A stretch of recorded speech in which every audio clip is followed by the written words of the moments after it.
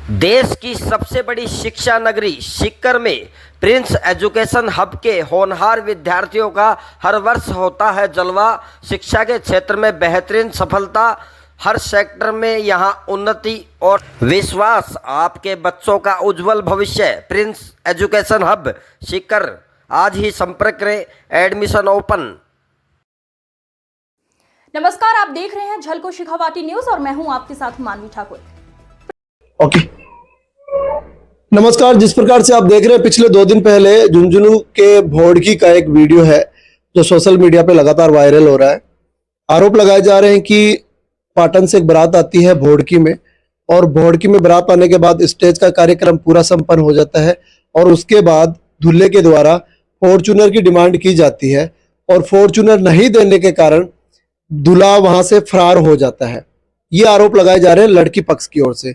अब हम आए हैं लड़के पक्ष की ओर। पाटन इनका निवास है। पाटन से बारात गई थी। वो दूल्हा हमारे साथ है, जिनसे हम बातचीत करने की कोशिश करेंगे कि जिस प्रकार से वो कह रहे हैं कि भी इन्होंने गाड़ी मांगी थी और गाड़ी फॉर्च्यूनर मांगी थी, फॉर्च्यूनर नहीं देने के कारण इन्होंने मतलब शादी को ठुकरा दिया था। क्या कुछ मामला है, बातचीत करेंगे। जी, क्या नाम बताओ? सर, मेरा नाम नीतीश टेलर है, गांव पाटन है। क्या कुछ मामला रहा था? अभी एक वीडियो वायरल हो रहा है, क्या पूरा मामला, क्या प्रकरण बताइएगा? मामला ऐसा है सर, मेरी दो ढाई महीने पहले बोड़की के श्रवण कुमार जी की लड़की निधि से मेरी सगाई हुई थी सर।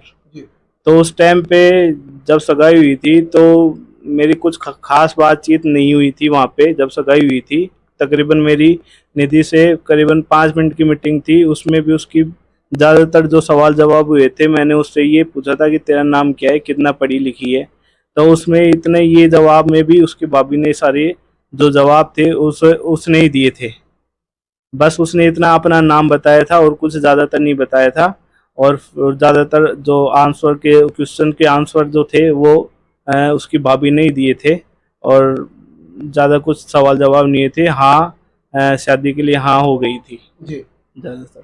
और उसके बाद में 7 जून को मेरी शादी थी। उसमें सगाई कितने दिन रही आपकी? 2 ढाई महीने पहले, 2 ढाई महीने तकरीबन मेरी सगाई रही। इस टाइम के बीच में आपने कभी बात नहीं की? आपस बात हुई थी सर, ज्यादातर मेरी बात जो होती थी उनके घर वालों से बात होती थी। तो उस लड़की से क्यों नहीं होती? लड़की के लिए उसके घर वालों ने मना कर दिया था कि वह हमारे यहाँ लड़की ज्यादातर बातें कर नहीं पाती है, इस वजह से हम बात नहीं करवाते। और जब होती थी तो हाय हेलो, बस इतनी ज्यादा कुछ बातें नहीं हो पाती। तो आपको जब बात नहीं कराते थे, आपको कुछ ऐसे डाउट लगता था भी कुछ ना कुछ गड़बड़ है? ऐसा कुछ डाउट तो सर ऐसा है कि जैसे वो पढ़ी लिखी थी, जैसे उन्होंने बताया था कि ये पढ़ाती थी, ज्यादातर मैं सोच इसी वजह से नहीं पाता था कि वो पढ़ाती थी और वो इतनी पढ़ी लिखी है, तो क्या पता ग्रामीण वर्ग की लड़की है तो इस वजह से नहीं बात करने देते होंगे, ना ही उसके घर वाले बात करवाते होंगे।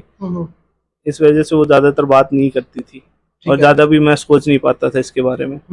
तो अभी क्या प्रकरण हुआ? 7 तारीख को आपकी शादी। जैसे हम यहाँ से बारात लेकर के बोड़की गए थे तो वहाँ पे हमने मतलब कि निकासी निकाल करके फिर वहाँ पे जैसे हम उनसे उन्होंने ये कहा कि पहले फ्री होंगे, उसके बाद में आपकी जो स्टेज का प्रोग्राम है वो होगा। तो फिर घर वालों को ये बात जम नहीं पाई, तो उन्होंने ये कहा। कितनी बारात यहाँ से गई थी आप लोग? तकरीबन हमारे यहाँ से 30-40 आदमी गए थे, ज्यादा आदमी नहीं।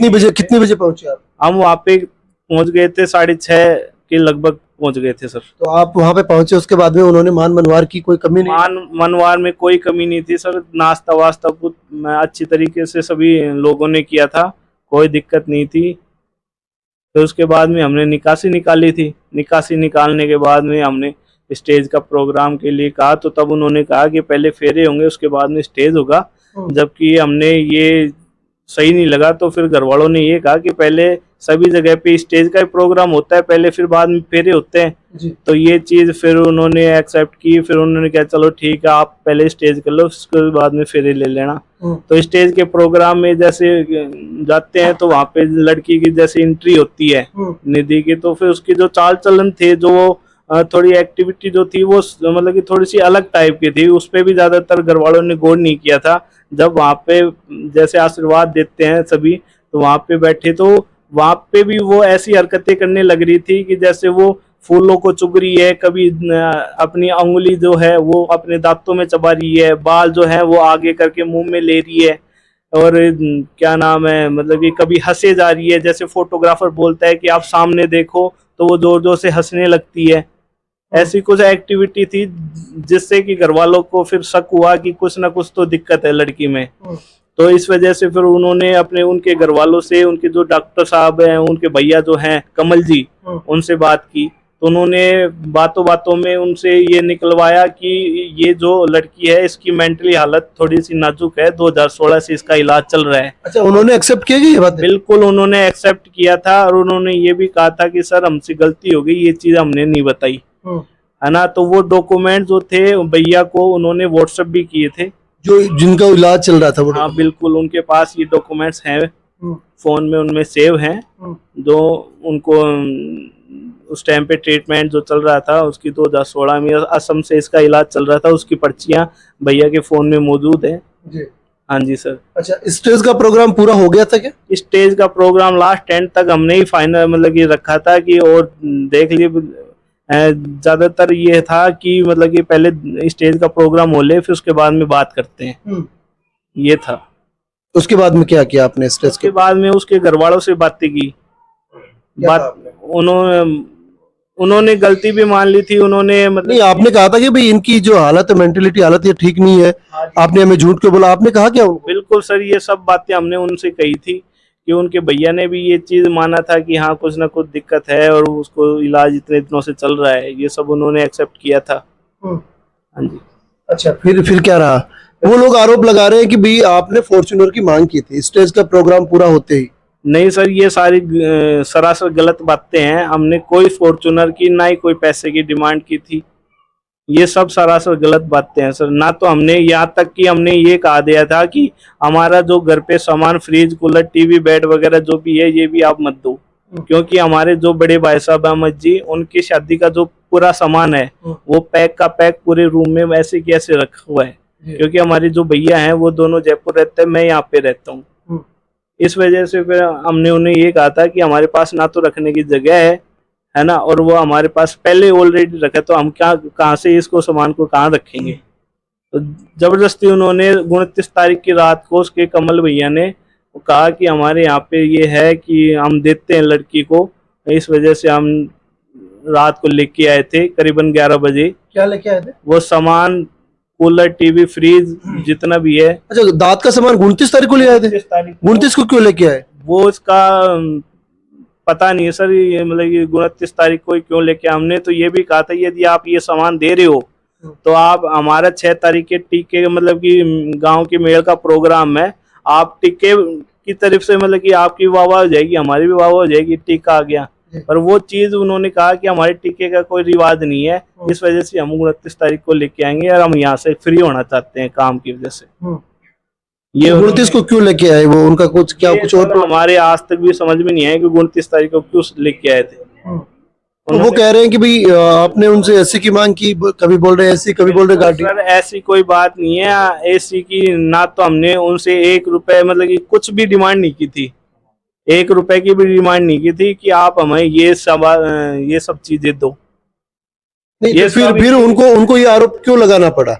मतलब आपने शादी ठुकरा दी थी, उसका पिताजी रोते रोते ये बोल रहा है कि उन्होंने गाड़ी की मांग की स्टेज का प्रोग्राम पूरा होने के बाद, मेरे पास गाड़ी के पैसे नहीं थे इसलिए उन्होंने मेरी बेटी की शादी ठुकरा दी, ऐसा वो रो रहे हैं। तो मतलब स्टेज का प्रोग्राम होने के बाद किस बात पे बात बिगड़ी? वो बोल रहे कि दूल्हा फरारी हो गया था बारात को लेकर। ना जी, बिल्कुल बात ऐसी है जी कि जब उसके ट्रीटमेंट के डॉक्यूमेंट्स हमने देखे ना, जब उन्होंने हमसे ये सारी बातें छुपाई थी, जिस टाइम पे मेरी सगाई हुई थी, तो हमने हमारी जो कमियां थी, यहाँ तक कि हमने ये तक कह दिया था कि मेरी जो मम्मी जी हैं वो थोड़े से स्वभाव के स्ट्रिक्ट हैं, थोड़े बोलने में ऐसे ही हैं, तो वो चीज़ें भी आपको संभालना पड़ेगा। यहाँ तक कि हमने ये बातें भी बता दी थी, छोटी से छोटी बात भी, पर उन्होंने इतनी बड़ी बात हमसे छुपाई नहीं थी। जब वो सामने आई तो तब अपनी मतलब कि कमी को छुपाने के लिए ये सब मतलब कि दहेज कार, फॉर्च्यूनर का ये जो आरोप लगे हैं वो हमें मतलब कि हमारे ऊपर थोपने के लिए लगाए जा रहे हैं, जब उनकी कमियां उजागर होने लगी तब। तो क्या आप फरार हो गए थे क्या वहां से स्टेज प्रोग्राम के बाद? मैं बिल्कुल फरार नहीं हुआ था, मैं गांव के बाहर ही था। और हम कहाँ चले गए थे आप? हम पुलिस स्टेशन चला गया था जब भैया को मतलब कि उन्होंने बंदी बना लिया था। पीछे से उनका फोन आया था कि सिचुएशन थोड़ी सी नाजुक हो गई है। अच्छा, आपके भैया को बंधक बना लिया? बिल्कुल। क्यों बनाया था? उनको इसलिए वो बना लिया था कि क्योंकि हमने सगाई जो कैंसिल कर दी थी, इस वजह से उन्होंने बंधक बना लिया था कि आप यहाँ पे क्या तो हमें पैसे दे के जाओ और क्या नहीं तो यहाँ पे शादी करके जाओ। जबरन तरीके से मतलब कि हमें मतलब कि प्रेशर डाल करके कि आप शादी करो। नहीं, आपको जब पता चला कि भाई इनकी हालत ठीक नहीं है तो आपने उनको कह दिया था कि भाई देखो ये शादी हम नहीं करेंगे, ये कह दिया था क्या आपने उनको?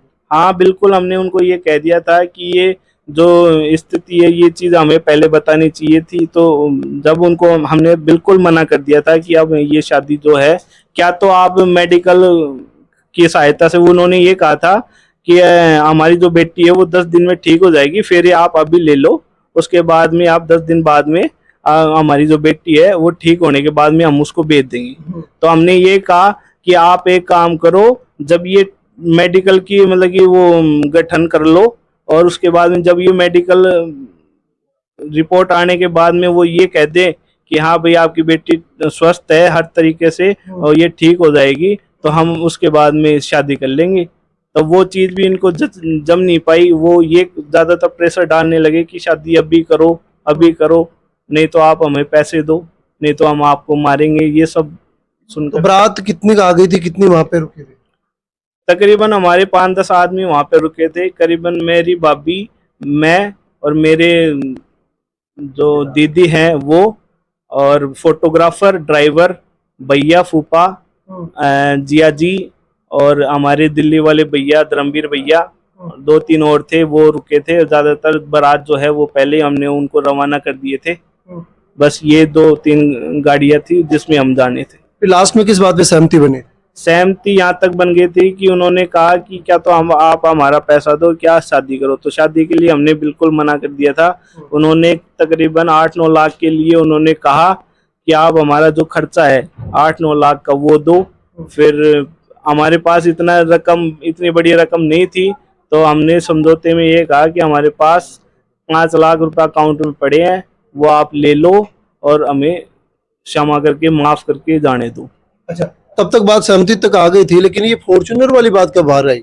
ये फॉर्च्यूनर की बात हमें बिल्कुल भी पता नहीं थी। हम तो यहाँ पे घर आने के बाद में जब आए ना, तो हमारे सोशल मीडिया के थ्रू हमें ये जानकारी हुई कि वहाँ पर वधु पक्ष की तरफ से ये आरोप लगाए जा रहे हैं सोशल मीडिया की मतलब की द्वारा कि फॉर्च्यूनर की डिमांड की गई और 5 लाख रुपए कैश मतलब की डिमांड की गई। ये सब हमने कुछ भी डिमांड नहीं की थी, ना ही ऐसी कुछ मतलब की डिमांड थी।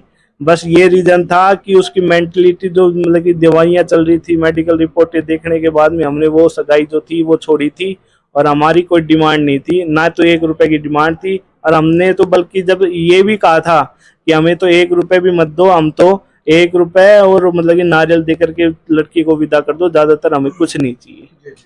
तो अभी मामला पूरा का पूरा सहमति है दोनों परिवार? हाँ जी, वो जब रिश्ता टूट गया? बिल्कुल रिश्ता टूट गया है। और क्या नाम है, दोनों पक्षों में मोड़की के सरपंच जी और हमारे गांव के सरपंच जी के बीच ये फैसला हुआ। हमने उनको 5 लाख रुपए दे करके और जितना उन्होंने 29 तारीख को सामान दिया था, बेड, कूलर, टीवी, फ्रिज वगैरह जो भी था, वो उनके मतलब कि सामने मतलब कि दे करके हमने ये फैसला वहाँ पे फाइनल कर दिया था। मतलब आपको बदनाम किया जाए? बिल्कुल, हमें सोशल मीडिया के न्यूज एंकर की तरफ से मतलब न्यूज की तरफ से हमें बदनाम किया गया है कि मतलब कि हमें फॉर्च्यूनर की और 5 लाख रुपए की डिमांड जो मतलब कि रखी गई थी वो बिल्कुल सरासर। क्यों बाबा जीवा अगर थे देखवा कौन गया कि लड़की देखने गया था जो दवाई दे रखी थी सही था। तो फोन पर बातचीत करे कदे? फोन पर बातचीत करी, 1-2 बार मैंने तो बात करी, 1-2 बार ज्यादा बात नहीं करी। ऐसे बात करी जो मम्मी 1-2 बार कहोगी, मम्मी पापा भी उसी बात करेंगे। मैं बोली मैं बोला कोई बात ना, सब लोग मत जाए, मैं इतनी कर दिया। तो जब आप देखने गए थे तो वहाँ पे आपने बात नहीं की थी क्या उस लड़की से? बात करी थी, 1-2 बात करी थी कि कोई भाभी वो माँ साथ में थी, तो वो बात कर बना जैसे बात 1-2 बात करे बस। आपको कब पता चला लड़की मानसिक बीमारी से ग्रसित है? मेरे को तो स्टेज के ऊपर ही मालूम लगा, जिससे पहले कोई मालूम था क्या इससे पहले आपने देखा नहीं? नहीं। मैं तो विदेश रहता, मतलब शादी पर आया 3 तारीख को। इसकी आपको पूरी जानकारी कुछ भी? नहीं, मेरे को कोई जानकारी नहीं थी इसकी। धन्यवाद। सैनिक school military school admission open SMP सैनिक एकेडमी कैरवाली नीमका थाना। Morning everyone, my name is Mughal Shikha and I'm from 11th standard. Today I want to tell you something about Sam School. Sam School is a way of life where I'm getting each and everything like such as sports, activities like dance and singing, debates, etc. I just want to say that Sam School is an all-rounder in all over NKT. My parents are satisfied from Sam School. Thank you so much.